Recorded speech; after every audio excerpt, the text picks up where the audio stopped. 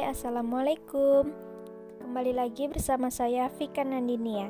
Dan pada video kali ini saya akan menyampaikan materi tentang suspensi. Apa itu suspensi?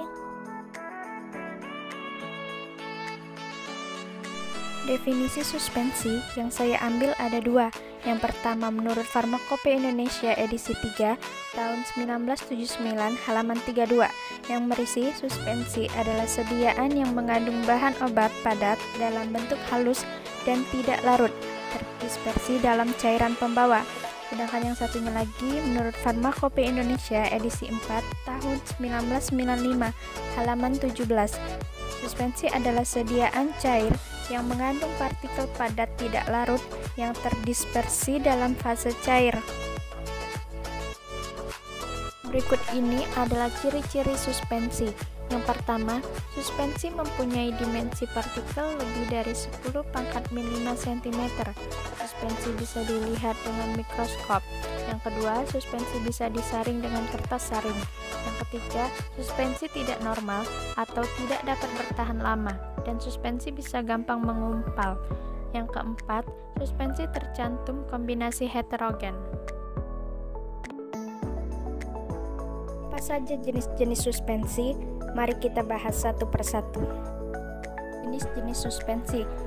Yang pertama, suspensi oral, yaitu sediaan cair mengandung partikel padat yang terdispersi dalam pembawa cair dengan bahan pengaroma yang sesuai dan ditujukan untuk penggunaan oral. Yang kedua, suspensi vertikal, yaitu sediaan cair mengandung partikel-partikel padat yang terdispersi dalam pembawa cair yang ditujukan untuk penggunaan kulit. Yang ketiga, suspensi optalmik, yaitu sediaan cair steril yang mengandung partikel-partikel yang terdispersi dalam cairan pembawa untuk pemakaian pada mata. Yang keempat, suspensi tetes telinga, yaitu sediaan cair mengandung partikel-partikel halus yang ditujukan untuk diteteskan pada telinga bagian luar. Yang kelima, ada suspensi untuk injeksi, yaitu sediaan berupa suspensi serbuk dalam medium cair yang sesuai dan tidak disuntikan secara intravena atau ke dalam saluran spinal.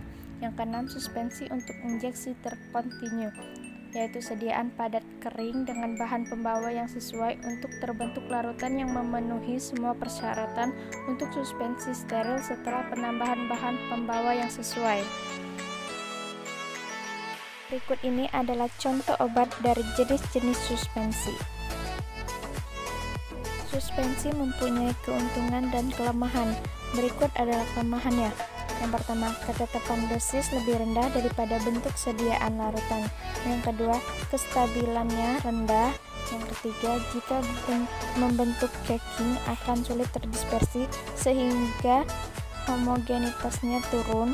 Yang keempat, alirannya yang kental menyebabkan sukar dituang. Yang kelima, sediaan suspensi harus dikocok terlebih dahulu untuk memperoleh dosis yang diinginkan. Dan yang keenam, pada saat penyimpanan jika terjadi perubahan suhu, kadang terjadi perubahan sistem dispersi.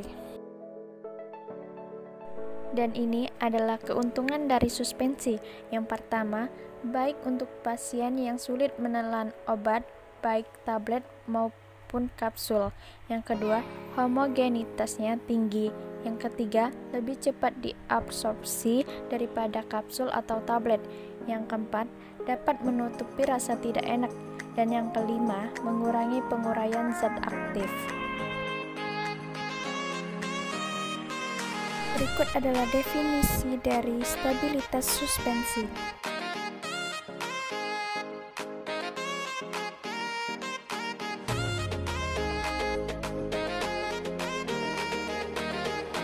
Faktor-faktor yang mempengaruhi suspensi. Yang pertama, ukuran partikel. Yang kedua, kekentalan atau viskositas. Yang ketiga, jumlah partikel atau konsentrasi. Yang keempat, sifat atau muatan partikel. Yang kelima, bahan suspensi dari alam. Dan yang keenam, bahan pensuspensi alam bukan gom. Pembahasan dari faktor-faktor yang mempengaruhi stabilitas suspensi. Yang pertama, ukuran partikel. Ukuran partikel erat hubungannya dengan luas penampang partikel tersebut serta daya tekan ke atas dari cairan suspensi. Itu hubungannya antara ukuran partikel merupakan perbandingan terbalik dengan luas penampangnya, sedangkan antara luas penampang dengan daya tekan ke atas merupakan hubungan linier. Artinya semakin besar ukuran partikel, semakin kecil luas penampangnya, dan akan semakin memperlambat gerakan partikel untuk mengendap, sehingga untuk memperlambat gerakan tersebut dapat dilakukan dengan memperkecil ukuran partikel. Yang kedua adalah kekentalan atau viskositas. Kekentalan suatu cairan mempengaruhi pula kecepatan aliran dari cairan tersebut. Semakin kental suatu cairan, kecepatan alirannya makin turun atau kecil.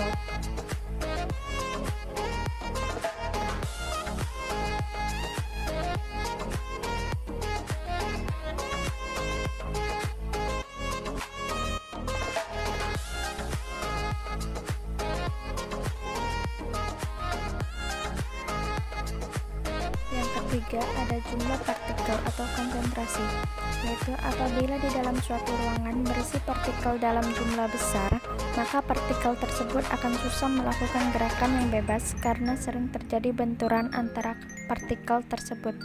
Benturan itu akan menyebabkan terbentuknya endapan dari zat tersebut. Oleh karena itu, makin besar konsentrasi partikel, makin besar kemungkinan terjadinya endapan partikel dalam waktu yang singkat. Dan yang keempat adalah sifat atau muatan partikel, yaitu dalam suatu suspensi kemungkinan besar terdiri dari beberapa macam campuran bahan yang sifatnya tidak selalu sama. Dengan demikian ada kemungkinan terjadi interaksi antar bahan tersebut yang menghasilkan bahan yang sukar larut dalam cairan tersebut. Sifat bahan tersebut merupakan sifat alam, maka kita tidak dapat mempengaruhinya.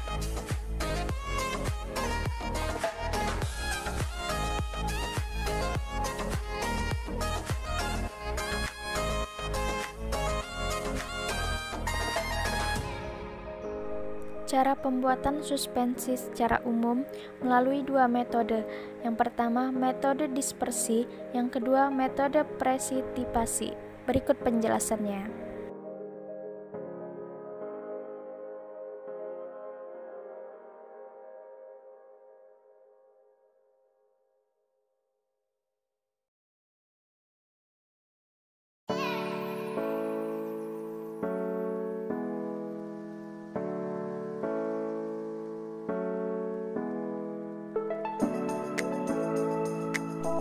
Terakhir, kesimpulan dari materi ini, yaitu pertama, jenis-jenis suspensi ada 6. Suspensi oral, suspensi topikal, suspensi tetes telinga, suspensi optalmik, suspensi untuk injeksi, dan suspensi untuk injeksi terkontinu. Dan faktor-faktor yang mempengaruhi stabilitas suspensi, yang pertama ukuran partikel, yang kedua viskositas, yang ketiga konsentrasi, yang keempat sifat atau muatan partikel, yang kelima bahan suspensi dari alam, dan bahan dan suspensi alam bukan gom. Dan berikutnya, stabilitas suspensi adalah cara memperlambat penimbunan partikel serta menjaga homogenitas partikel agar khasiat yang diinginkan dapat merata ke seluruh kesediaan suspensi tersebut. Yang terakhir, cara pembuatan suspensi ada dua metode, yaitu dengan metode dispersi dan metode presitipasi.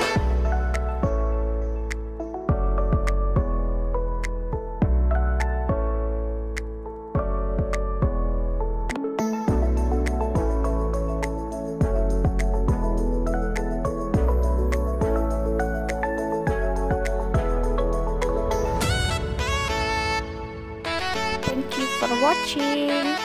See you next video. Jangan lupa like, comment, and subscribe. Bye bye. Assalamualaikum.